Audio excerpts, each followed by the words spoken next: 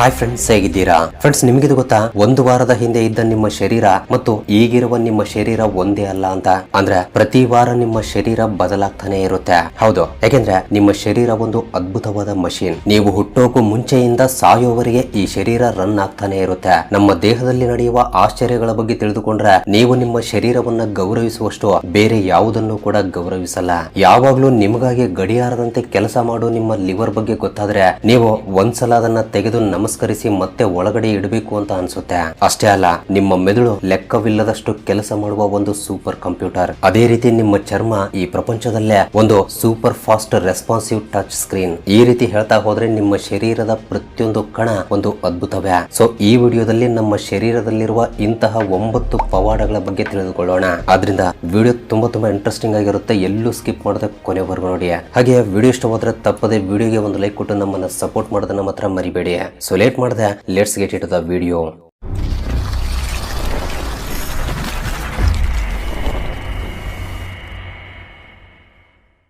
So ಈ ಅದ್ಭುತಗಳಲ್ಲಿ first one liver. ನೀವು ಕೆಲಸ ಮಾಡಿದ್ರು ಮಾಡದಿದ್ರು ನಿಮ್ಮ ದೇಹದಲ್ಲಿ ನಿಮಗಾಗಿ ಗಡಿಯಾರದಂತೆ ನಿರಂತರವಾಗಿ ಕೆಲಸ ಮಾಡುವ ಒಂದು ಅಂಗ ಇದೆ, ಅದೇ ಈ ಲಿವರ್. ನಮ್ಮ ಲಿವರ್ ಪ್ರತಿದಿನ 400 ಕೆಲಸಗಳನ್ನ ಮಾಡುತ್ತೆ. ಅಂದ್ರೆ ಲಿವರ್ ಮೇಲೆ 400 ಫಂಕ್ಷನ್ ಗಳ ಜವಾಬ್ದಾರಿ ಇರುತ್ತೆ. ಅದರಲ್ಲಿ ಮುಖ್ಯವಾಗಿ ಡಿಟಾಕ್ಸಿಫಿಕೇಶನ್. ನಮ್ಮ ದೇಹದ ಒಳಗಡೆ ಯಾವುದೇ ವಿಷ ಬಂದ್ರೂ ಕೂಡ ಅದನ್ನ ಮೊದಲು ಫಿಲ್ಟರ್ ಮಾಡೋದು ಲಿವರೇ. ಈ ಲಿವರ್ ನಿಂದ ಸಾಧ್ಯವಾಗದಿದ್ದಾಗ ಮಾತ್ರವೇ ಆ ವಿಷ ನಮ್ಮ ದೇಹದ ಒಳಗಡೆ ಹೋಗಿ ನಮ್ಮನ್ನ ಕೊಲ್ಲುತ್ತೆ. ಅದಕ್ಕಾಗಿ ಪೋಸ್ಟ್ ಮಾರ್ಟಮ್ ಮಾಡುವಾಗ ಮೊದಲು ಟೆಸ್ಟ್ ಮಾಡೋದು ಲಿವರ್ ಅನ್ನೇ. ನಾವು ತಿನ್ನುವ ಆಹಾರದಲ್ಲಿ ಫ್ಯಾಟ್ಸ್, ಕಾರ್ಬೋಹೈಡ್ರೇಟ್ಸ್, ವಿಟಮಿನ್ಸ್ ಈ ರೀತಿ ಬಹಳಷ್ಟು ಇರುತ್ತವೆ. ಅವೆಲ್ಲವೂ ಕೂಡ ನಮ್ಮ ದೇಹದಲ್ಲಿ ಜೀರ್ಣ ಆಗ್ಬೇಕು ಅಂದ್ರೆ ಪ್ರತಿಯೊಂದನ್ನ ಬೇರ್ಪಡಿಸಿ ಅದನ್ನ ಜೀರ್ಣ ಮಾಡಿಕೊಳ್ಳುವ ಎಂಜೈಮ್ಸ್ ಅಂಡ್ ಪ್ರೋಟೀನ್ ಗಳಾಗಿ ಬದಲಾಯಿಸಬೇಕು. ಸೊ ನಾವು ತಿನ್ನುವ ಪ್ರತಿಯೊಂದು ಕೂಡ ನಮ್ಮ ಲಿವರ್ ಬಿಡುಗಡೆ ಮಾಡುವ ರಾಸಾಯನಿಕಗಳಿಂದಲೇ ಜೀರ್ಣವಾಗುತ್ತೆ. ನಮಗೇನಾದ್ರೂ ಆಕ್ಸಿಡೆಂಟ್ ಆಗಿ ನಮ್ಮ ಲಿವರ್ ನಿಂದ 75% ಭಾಗವನ್ನ ಕತ್ತರಿಸಿ ತೆಗೆದ್ರೂ ಕೂಡ ಕೇವಲ ಆ ಚಿಕ್ಕ ಲಿವರ್ ತುಂಡಿನಿಂದ ಮತ್ತೆ 4 ವಾರಗಳಲ್ಲೇ ಆ ಲಿವರ್ ಯಥಾಸ್ಥಿತಿಗೆ ಬಂದು ಬಿಡುತ್ತೆ. ಮನುಷ್ಯನ ದೇಹದಲ್ಲಿ ಕತ್ತರಿಸಿ ತೆಗೆದ್ರೂ ಕೂಡ ಮತ್ತೆ ಬೆಳೆಯುವ ಶಕ್ತಿ ಇರುವ ಏಕೈಕ ಅಂಗ ಲಿವರ್. ಸೊ ಇಂತಹ ಲಿವರ್ ಕೂಡ ಹಾಳಾಗ್ತಾ ಇದೆ ಅಂದ್ರೆ ಆ ವ್ಯಕ್ತಿ ಎಷ್ಟು ಕಸವನ್ನ ತನ್ನ ದೇಹದ ಒಳಗಡೆ ಕಳಿಸ್ತಾ ಇದ್ದಾನೆ ಅಂತ ಒಂದ್ಸಲ ನೀವೇ ಊಹೆ ಮಾಡ್ಕೊಳ್ಳಿ. Number 2, skin. 15 ವರ್ಷಗಳ ಹಿಂದೆ ನಮ್ಮೆಲ್ಲರ ಬಳಿ ಕೀಪ್ಯಾಡ್ ಫೋನ್ಗಳಿದ್ವು. ಈಗ ಎಲ್ಲರೂ ಕೂಡ ಟಚ್ ಫೋನ್ ಗಳನ್ನ ಬಳಸ್ತಾ ಇದ್ದಾರೆ. ಒಂದು ಕಾಲದಲ್ಲಿ ಯಾರ ಹತ್ರ ಟಚ್ ಫೋನ್ ಇರ್ತಾ ಇತ್ತೋ ಅವರನ್ನ ಒಂದು ರೇಂಜ್ ನಲ್ಲಿ ನೋಡ್ತಾ ಇದ್ರು. ಈಗ ಲ್ಯಾಪ್ಟಾಪ್ ಗಳಲ್ಲೂ ಕೂಡ ಟಚ್ ಸ್ಕ್ರೀನ್ ಬಂದಿದೆ. ಇತ್ತೀಚೆಗೆ ಪ್ರತಿಯೊಂದು ಎಲೆಕ್ಟ್ರಾನಿಕ್ ಕೂಡ ಟಚ್ ಸ್ಕ್ರೀನ್ ನಿಂದಲೇ ಬರ್ತಾ ಇದೆ. ಆದ್ರೆ ಇವೆಲ್ಲದಕ್ಕಿಂತ ಅಲ್ಟಿಮೇಟ್ ಟಚ್ ಸ್ಕ್ರೀನ್ ಯಾವ್ದು ಗೊತ್ತಾ? ನಮ್ಮ ಚರ್ಮ. ಮನುಷ್ಯನ ಚರ್ಮಕ್ಕಿರುವ ಟಚ್ ರೆಸ್ಪಾನ್ಸಿವ್ ಜಗತ್ತಿನಲ್ಲಿ ಯಾವುದಕ್ಕೂ ಇಲ್ಲ. ನಮ್ಮ ಚರ್ಮದ 1 ಇಂಚು ಜಾಗದಲ್ಲಿ ಅಂದ್ರೆ ಸ್ಕ್ವೈರ್ ಇಂಚ್ ಜಾಗದಲ್ಲಿ 36 ಅಡಿಗಳಷ್ಟು ಉದ್ದದ ನರಗಳಿರುತ್ತವೆ. ಬಟ್ ಈ ಎಲ್ಲಾ ನರ್ವ್ ಫೈಬರ್ಸ್ ಗಳು ಒತ್ತೊತ್ತಾಗಿ 1 ಸ್ಕ್ವೈರ್ ಇಂಚ್ ನಲ್ಲಿ ಇರೋದ್ರಿಂದ ನಮ್ಗೆ ಗಾಳಿ ತಗುಲಿದ್ರೂ ಕೂಡ ಆ ಸ್ಪರ್ಶ ಬಹಳ ಸ್ಪಷ್ಟವಾಗಿ ತಿಳಿಯುತ್ತೆ. ಸೊ ನಮ್ಮ ಶರೀರದಲ್ಲಿರುವ ಚರ್ಮದಲ್ಲಿ 1 ಸ್ಕ್ವೈರ್ ಇಂಚ್ ಜಾಗದಲ್ಲಿ 600 ನೋವನ್ನ ತಿಳಿಸುವ ಪೇನ್ ಸೆನ್ಸರ್ಸ್ ಇರುತ್ತವೆ, 1300 ನರ್ವ್ ಸೆಲ್ಸ್ ಇರುತ್ತವೆ, 9000 ನರ್ವ್ ಎಂಡಿಂಗ್ಸ್ ಇರುತ್ತವೆ, 36 ಟೆಂಪರೇಚರ್ಸ್ ಅನ್ನ ತಿಳಿಸುವ ಹೀಟ್ ಸೆನ್ಸರ್ಸ್ ಇರುತ್ತವೆ, 77 ಒತ್ತಡವನ್ನು ತಿಳಿಸುವ ಪ್ರೆಷರ್ ಸೆನ್ಸರ್ಸ್ ಇರುತ್ತವೆ, 100 ಸ್ವೆಟ್ ಗ್ಲ್ಯಾಂಡ್ಸ್ ಇರುತ್ತವೆ, 35 ಲಕ್ಷ ಸೆಲ್ಸ್ ಇರುತ್ತವೆ, 3 ಅಡಿಗಳಷ್ಟು ಉದ್ದದ ಬ್ಲಡ್ ವೆಸಲ್ಸ್ ಇರುತ್ತವೆ. ಸೊ ಈಗ ಹೇಳಿ, ಎಲ್ಲದಕ್ಕಿಂತ ಅತ್ಯಂತ ಬೆಲೆ ಬಾಳುವ ಟಚ್ ಸ್ಕ್ರೀನ್ ಯಾವುದು? ಇದಷ್ಟೇ ಅಲ್ಲ, ನಮ್ಮ ತುಟಿಗಳ ಮೇಲೆ, ನಮ್ಮ ಬೆರಳುಗಳ ತುದಿಯಲ್ಲಿ ಮತ್ತು ಕೆಲವು ಇಂಪಾರ್ಟೆಂಟ್ ಭಾಗಗಳಲ್ಲಿ ಸ್ಪರ್ಶ ಜ್ಞಾನ ಇನ್ನೂ ಹೆಚ್ಚಾಗಿರುತ್ತೆ. Number 3, hairs. ನಮ್ಮಲ್ಲಿ ಬಹಳಷ್ಟು ಜನರಿಗೆ ಇರುವ ಸಾಮಾನ್ಯ ಸಮಸ್ಯೆ ಅಂದ್ರೆ ಕೂದಲು ಉದುರಿ ಹೋಗೋದು. ಒಬ್ಬ ವ್ಯಕ್ತಿಯ ಕೂದಲು ಒಂದು ದಿನದಲ್ಲಿ ಸರಾಸರಿ 60 ರಿಂದ 70ರಷ್ಟು ಉದುರಿ ಹೋಗುತ್ತವೆ. ಯಾರಾದ್ರೂ ನಿಮ್ಮ ಕೂದಲು ಉದುರಿ ಹೋಗ್ತಾ ಇದೆ ಅಂತ ಗುರುತಿಸಬೇಕು ಅಂದ್ರೆ ನಿಮ್ಮ ತಲೆಯ ಮೇಲಿರುವ ಅರ್ಧದಷ್ಟು ಕೂದಲು ಉದುರಿ ಹೋದ್ರೆ ಮಾತ್ರವೇ ಅವರಿಗೆ ಗುರುತಿಸೋಕೆ ಸಾಧ್ಯವಾಗುತ್ತೆ. ಒಂದು ವೇಳೆ ನಿಮ್ಮ ತಲೆ ಮೇಲೆ 1,00,000 ಕೂದಲುಗಳಿವೆ ಅಂತ ಅಂದ್ಕೊಳ್ಳಿ, ಅದರಲ್ಲಿ 50,000 ಕೂದಲುಗಳು ಉದುರಿ ಹೋದ್ರೆ ಮಾತ್ರವೇ ನಿಮ್ಮ ತಲೆ ಮೇಲೆ ಕೂದಲುಗಳು ಕಡಿಮೆಯಾಗಿವೆ ಎಂದು ನಮಗೆ ಗುರುತಿಸೋಕೆ ಸಾಧ್ಯವಾಗುತ್ತೆ. ಈ ಹೇರ್ ಅನ್ನೋದು ಇಂಡಿಸ್ಟ್ರಾಯಬಲ್, ಅಂದ್ರೆ ಅದನ್ನ ಯಾವುದಕ್ಕೂ ಕೂಡ ನಾಶ ಮಾಡೋಕ್ಕಾಗಲ್ಲ. ಒಂದು ವೇಳೆ ನಾವು ಎಳೆದ್ರೆ ಅಥವಾ ಬಲವಂತವಾಗಿ ಕತ್ತರಿಸಿದ್ರೆ ಮಾತ್ರ. ಒಂದು ವೇಳೆ ನೀವು ಒಂದು ಕೂದಲನ್ನ ಪಕ್ಕಕ್ಕಿಟ್ರೆ ಅದು ಎಷ್ಟು ವರ್ಷಗಳಾದ್ರೂ ಕೂಡ ಹಾಗೆಯೇ ಇರುತ್ತೆ. ಅದಕ್ಕೆ ಹೊರಗಿನ ವಸ್ತುಗಳೊಂದಿಗೆ ಯಾವುದೇ ಪ್ರತಿಕ್ರಿಯೆ ನಡೆಯಲ್ಲ. ಅಂಡ್ ನಮ್ಮ ಕೂದಲು ಪ್ಲಾಸ್ಟಿಕ್ ಗಿಂತಲೂ ನಿಧಾನವಾಗಿ ಭೂಮಿಯಲ್ಲಿ ವಿಲೀನವಾಗುತ್ತೆ. Number 4 human cells. ಪ್ರಸ್ತುತ ನಮ್ಮ ಶರೀರದಲ್ಲಿ 100 ಟ್ರಿಲಿಯನ್ ಗಳಿಗಿಂತ ಹೆಚ್ಚು ಸೆಲ್ಸ್ ಇವೆ. ಅಂದ್ರೆ ಎಷ್ಟು ಗೊತ್ತಾ? 1 ಕೋಟಿ ಕೋಟಿ ಕೋಶಗಳು. ಇವೆಲ್ಲವೂ ಕೂಡ ನಾವು ತಾಯಿಯ ಗರ್ಭದಲ್ಲಿದ್ದಾಗ ಕೇವಲ ಒಂದೇ ಒಂದು ಕೋಶದಿಂದ ಹುಟ್ಟಿಕೊಂಡಿವೆ. ಅದೇ ರೀತಿ ಪ್ರತಿ ನಿಮಿಷಕ್ಕೆ ನಮ್ಮ ಶರೀರದಲ್ಲಿ 300 ಮಿಲಿಯನ್ ಸೆಲ್ಸ್ ಅಂದ್ರೆ 30 ಕೋಟಿ ಕೋಶಗಳು ಸಾಯುತ್ತವೆ. ಹೌದಾ ಅಂತ ಆಶ್ಚರ್ಯ ಆಗ್ಬೇಡಿ, ಯಾಕೆಂದ್ರೆ ಒಂದೇ ದಿನದಲ್ಲಿ ನಮ್ಮ ಶರೀರದಲ್ಲಿ 300 ಬಿಲಿಯನ್ ಸೆಲ್ಸ್ ಅಂದ್ರೆ 3 ಲಕ್ಷ ಕೋಟಿ ಕೋಶಗಳು ಹೊಸದಾಗಿ ನಮ್ಮ ಶರೀರದಲ್ಲಿ ಹುಟ್ಟುತ್ತವೆ. ಸೊ ಈ ಲೆಕ್ಕವನ್ನು ನೋಡಿದ್ರೆ 1 ವಾರದ ಹಿಂದೆ ಇದ್ದ ನಿಮ್ಮ ಶರೀರ ಮತ್ತು ಈಗಿರುವ ನಿಮ್ಮ ಶರೀರ ಒಂದೇ ಅಲ್ಲ. ಅಂದ್ರೆ ಸರಾಸರಿ ಪ್ರತಿ ವಾರ ನಿಮ್ಗೆ ಹೊಸ ಶರೀರ ಬರ್ತಾನೆ ಇರುತ್ತೆ. Number 5 super computer. ನಾವು ಕಂಪ್ಯೂಟರ್ ಗಳಲ್ಲಿ ಸ್ಪೆಸಿಫಿಕೇಶನ್ಸ್ ಗಳನ್ನ ನೋಡ್ಕೊಂಡು ಇದರಲ್ಲಿ ಅಷ್ಟು ಸ್ಪೀಡ್ ಇದೆಯಂತೆ, ಇದು ಇಷ್ಟು ಲಕ್ಷಗಳಂತೆ ಅಂತ ಮಾತನಾಡಿಕೊಳ್ತಾ ಇರ್ತೀವಿ. ಆದ್ರೆ ಈ ಜಗತ್ತಿನಲ್ಲಿ ಅತ್ಯಂತ ವೇಗವಾದ ಕಂಪ್ಯೂಟರ್, ನಿಜ ಹೇಳಬೇಕು ಅಂದ್ರೆ ಕಂಪ್ಯೂಟರ್ ಗಳನ್ನೇ ಮೀರಿಸುವ ಕಂಪ್ಯೂಟರ್ ಯಾವುದು ಗೊತ್ತಾ? ನಮ್ಮ ಮೆದುಳು. ನಮ್ಮ ಮೆದುಳೇ ಈ ಜಗತ್ತಿನಲ್ಲಿ ಅತ್ಯಂತ ಶಕ್ತಿಶಾಲಿ ಸೂಪರ್ ಕಂಪ್ಯೂಟರ್. ಆದ್ರೆ ಅಂತಹ ಮೆದುಳಿನಲ್ಲೂ ಕೂಡ 80% ನೀರೇ ಇರುತ್ತೆ, 20% ಮಾತ್ರವೇ ಬ್ರೈನ್ ಸೆಲ್ಸ್ ಇರುತ್ತವೆ. ಈ 20% ಸೆಲ್ಸ್ ಗಳಲ್ಲೂ ಕೂಡ ಜಾಸ್ತಿ ಭಾಗ ಕೊಬ್ಬೆ ತುಂಬಿಕೊಂಡಿರುತ್ತೆ. ಬ್ರಿಟಾನಿಕಾ ಎನ್ಸೈಕ್ಲೋಪೀಡಿಯಾ ಅನ್ನೋದು ಈ ಪ್ರಪಂಚದಲ್ಲೇ ಅತಿ ದೊಡ್ಡ ಎನ್ಸೈಕ್ಲೋಪೀಡಿಯಾ. ಈ ಜಗತ್ತಿನಲ್ಲಿರುವ ಆಲ್ಮೋಸ್ಟ್ ಎಲ್ಲಾ ವಿಷಯಗಳು ಅದರಲ್ಲಿರುತ್ತವೆ. ಸೊ ಅದಕ್ಕಿಂತ 5 ಪಟ್ಟು ಹೆಚ್ಚು ಮಾಹಿತಿಯನ್ನ ನಮ್ಮ ಮೆದುಳಲ್ಲಿ ಭದ್ರಪಡಿಸ್ಕೋಬಹುದು. ಆದ್ರೆ ನಮ್ಮ ಮೆದುಳಿನ ಶಕ್ತಿ ನಮ್ಗೆ ಗೊತ್ತಿಲ್ಲದೆ 8 ಮಾರ್ಕ್ಸ್ ಆನ್ಸರ್ಸ್ ಗಳನ್ನು ಕೂಡ ಓದೋಕೆ ನಾವು ಕುಸ್ತಿ ಪಡ್ತಾ ಇದೀವಿ. ಅದೇ ರೀತಿ ನಮ್ಮ ಬ್ರೈನ್ ಗೆ ಕನೆಕ್ಟ್ ಆಗಿರುವ ನರ್ವ್ ಸೆಲ್ಸ್ ಗಳಲ್ಲಿ ಒಂದರಿಂದ ಇನ್ನೊಂದಕ್ಕೆ ಇನ್ಫಾರ್ಮೇಶನ್ ಟ್ರಾನ್ಸ್ಫರ್ ಆಗುವ ವೇಗ ಎಷ್ಟು ಗೊತ್ತಾ? 170 ಮೈಲ್ಸ್ ಪರ್ ಅವರ್. ಅದಕ್ಕಾಗಿ ನಿಮ್ಮ ಕೈಗೆ ಏನಾದ್ರೂ ತಗುಲಿದ್ರೆ ಅಥವಾ ನಿಮ್ಮ ಕಾಲಿಗೆ ಚಿಕ್ಕದಾಗಿ ಏಟು ಬಿದ್ರೂ ಕೂಡ ಆ ಮಾಹಿತಿ ಮಿಲಿ ಸೆಕೆಂಡ್ಸ್ ಗಳಲ್ಲಿ ಆ ಘಟನೆ ನಡೀತಾ ಇರುವಾಗಲೇ ನಿಮ್ಮ ಮೆದುಳನ್ನ ತಲುಪುತ್ತೆ. ಇಲ್ಲಿ ಲೇಟೆನ್ಸಿ ಎಂಬುದು 0 ಅಂಡ್ ಅಷ್ಟು ವೇಗವಾಗಿ ಇನ್ಫಾರ್ಮೇಶನ್ ಹೋಗ್ಬೇಕು ಅಂದ್ರೆ ಅದಕ್ಕೆ ಬಹಳ ಶಕ್ತಿ ಬೇಕಲ್ವಾ ಅಂತ ಅನ್ಕೋಬಹುದು. ನಿಜ ಹೇಳ್ಬೇಕು ಅಂದ್ರೆ ನಮ್ಮ ಬ್ರೈನ್ ಬಳಸುವ ಶಕ್ತಿ 10 ಕ್ಯಾಂಡಲ್ಸ್ ತೆಗೆದುಕೊಳ್ಳುವ ಶಕ್ತಿಗಿಂತಲೂ ಕಡಿಮೆ ಇರುತ್ತೆ. ಸೊ ಇಷ್ಟೆಲ್ಲ ಮಾಡ್ತಾ ಇರುವ ಮೆದುಳನ್ನ ನಾವು ಸೂಪರ್ ಕಂಪ್ಯೂಟರ್ ಎಂಬ ಚಿಕ್ಕ ಪದದಿಂದ ಹೋಲಿಸಿದ್ರೆ ಅದನ್ನ ಅವಮಾನಿಸಿದಂತೆಯೇ.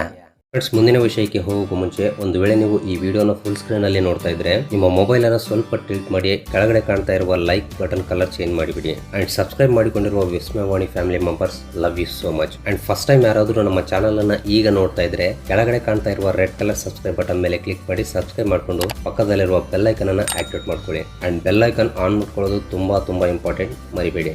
Number 6 heart. ನಮ್ಮ ಹೃದಯ ಒಂದು ಬಾರಿ ರಕ್ತವನ್ನ ಪಂಪ್ ಮಾಡಿದಾಗ ಅದು 30 ಅಡಿ ದೂರದವರೆಗೆ ರಕ್ತವನ್ನ ಪಂಪ್ ಮಾಡಬಲ್ಲದು. ಅಷ್ಟು ಶಕ್ತಿ ಅದರಲ್ಲಿರುತ್ತೆ. ಅಷ್ಟೊಂದು ಪ್ರೆಷರ್ ನಿಂದ ಪಂಪ್ ಮಾಡೋದ್ರಿಂದಲೇ ಆ ರಕ್ತ ದೇಹದ ಪ್ರತಿ ಚಿಕ್ಕ ನರಕ್ಕೂ ತಲುಪುತ್ತೆ. ನಿಜವಾಗ್ಲೂ ಅದಕ್ಕೆ ಅಷ್ಟೊಂದು ಪ್ರೆಷರ್ ಬೇಕಾ ಅಂತ ನಿಮ್ಗೆ ಅನ್ಸ್ಬಹುದು. ಒಂದು ವೇಳೆ ನಮ್ಮ ಶರೀರದಲ್ಲಿರುವ ಎಲ್ಲಾ ನರಗಳನ್ನ ಲೈಕ್ ದೊಡ್ಡವು, ಚಿಕ್ಕವು ಅಂಡ್ ಸೂಕ್ಷ್ಮ ನರಗಳನ್ನ ತೆಗೆದು ಪಕ್ಕದಲ್ಲಿ ಇಡ್ತಾ ಹೋದ್ರೆ ಅದು 60,000 ಮೈಲಿಗಳಷ್ಟು ದೂರ ಆಗುತ್ತೆ. ಅಂದ್ರೆ ಸುಮಾರು 1 ಲಕ್ಷ ಕಿಲೋಮೀಟರ್ಗಳಾಗುತ್ತೆ. ಪ್ರತಿ ನಿಮಿಷಕ್ಕೆ 72 ಬಾರಿ ಹೃದಯ ಬಡಿದುಕೊಂಡ್ರೆ ನಮ್ಮ ಶರೀರದಲ್ಲಿರುವ 5.5 ಲೀಟರ್ ರಕ್ತ 3 ಬಾರಿ ನಮ್ಮ ದೇಹವನ್ನು ಸುತ್ತಿ ಬರುತ್ತೆ. ಅದೇ ರೀತಿ ಒಂದೇ ದಿನದಲ್ಲಿ ನಮ್ಮ ಶರೀರದ ರಕ್ತ 12,000 ಮೈಲಿಗಳಷ್ಟು ದೂರವನ್ನು ಸುತ್ತಿ ಬರುತ್ತೆ. 12,000 ಮೈಲ್ಸ್ ಅಷ್ಟೇನಾ ಅಂತ ನಿಮ್ಗೆ ಅನ್ಸ್ಬೋದು. ಬಟ್ ನಿಮ್ಗೆ ಗೊತ್ತಾ, ನಮ್ಮ ಭೂಮಿಯ ವ್ಯಾಸ ಅಂದ್ರೆ ಭೂಮಿಯ ಡಯಾಮೀಟರ್ ಕೇವಲ 8,000 ಮೈಲಿಗಳು ಮಾತ್ರ. ಸೊ ಈಗ ಅರ್ಥ ಮಾಡ್ಕೊಳ್ಳಿ 12,000 ಮೈಲಿಗಳಷ್ಟು ದೂರ ಅಂದ್ರೆ ಎಷ್ಟಿರುತ್ತೆ ಅಂತ.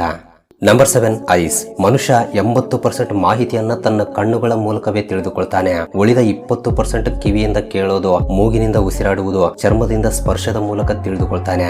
ಅದಕ್ಕಾಗಿಯೇ ಯಾರಾದ್ರೂ ಏನಾದ್ರೂ ಹೇಳಿದಾಗ ತಕ್ಷಣ ನೀನ್ ನೋಡಿದೀಯಾ ಅಂತ ಕೇಳ್ತಾರೆ. ಯಾಕೆಂದ್ರೆ ಕಣ್ಣಿನಿಂದ ನೋಡಿರೋದಕ್ಕೆ ಅಷ್ಟು ಬೆಲೆ ಇರುತ್ತೆ. ನಮ್ಮ ಕಣ್ಣುಗಳು 10 ಲಕ್ಷ ಬಣ್ಣಗಳನ್ನ ಡಿಫ್ರೆನ್ಶಿಯೇಟ್ ಮಾಡಬಲ್ಲವು. ಈ ಭೂಮಿಯ ಮೇಲಿರುವ ಅತಿ ದೊಡ್ಡ ಟೆಲಿಸ್ಕೋಪ್ ನಲ್ಲಿ ಕಾಣೋದಕ್ಕಿಂತ 5 ಪಟ್ಟು ಹೆಚ್ಚು ಮಾಹಿತಿಯನ್ನ ನಮ್ಮ ಕಣ್ಣುಗಳು ನೋಡಬಲ್ಲವು. ಸಾಮಾನ್ಯವಾಗಿ ನಾವು ಪ್ರತಿ 4 ಸೆಕೆಂಡ್ಗಳಿಗೊಮ್ಮೆ ನಮ್ಮ ಕಣ್ಣುಗಳನ್ನ ಮಿಟುಕಿಸ್ತೀವಿ. ಯಾಕೆ ಗೊತ್ತಾ? ಅಷ್ಟು ಬೆಲೆ ಬಾಳುವ ಕ್ಯಾಮೆರಾ ಲೆನ್ಸ್ ಗಳು ನಮ್ಮ ಮುಖದ ಮೇಲಿದ್ದಾಗ ಅವುಗಳನ್ನ ಆಗಾಗ ಧೂಳಿಲ್ಲದಂತೆ ಕ್ಲೀನ್ ಮಾಡ್ಬೇಕಲ್ವಾ?